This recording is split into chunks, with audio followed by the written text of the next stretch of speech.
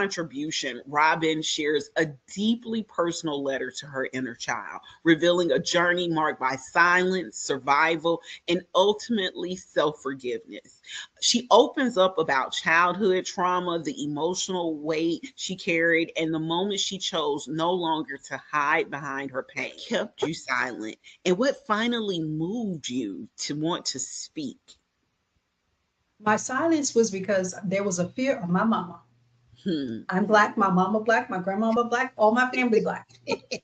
And when my mama said, I don't want to hear this, she meant that. And even in her passing, there was still that fear Mhm. in me that said, mm-mm. My mama said she don't want to hear it. She ain't gonna hear it. She ain't gonna hear it from nobody because I'm not gonna say anything.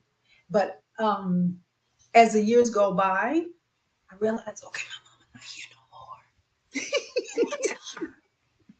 I gotta tell somebody. Yeah. And I And did. I and you did. know what?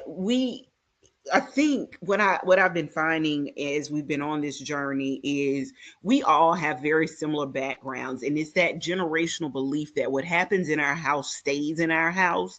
So as a lot of us are writing these letters to our inner child, I am hearing that same sentiment of now, my parental figure or now that authoritative figure is no longer in my life, so I don't feel like I have to be silent anymore. After putting your story on paper, what has changed for you internally? I know we touched on that a little bit more.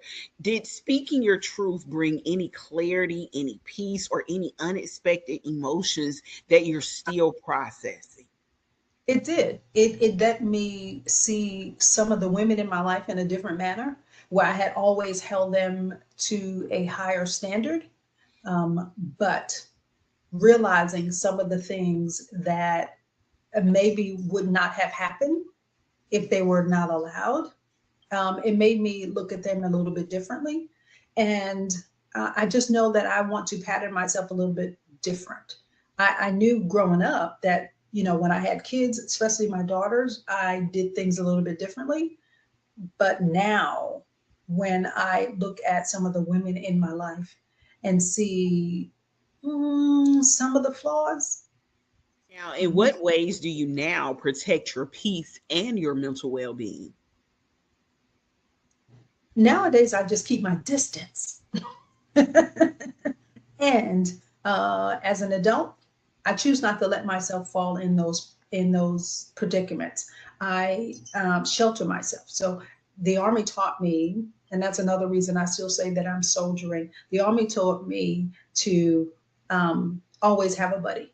There was always a buddy system. So if you went to the bathroom, you had a buddy. If you wherever you were going, that was not a very public place, you should have a buddy. And I continue that today. I don't put myself in those positions that if I'm by myself, that you could catch me off guard. Yeah.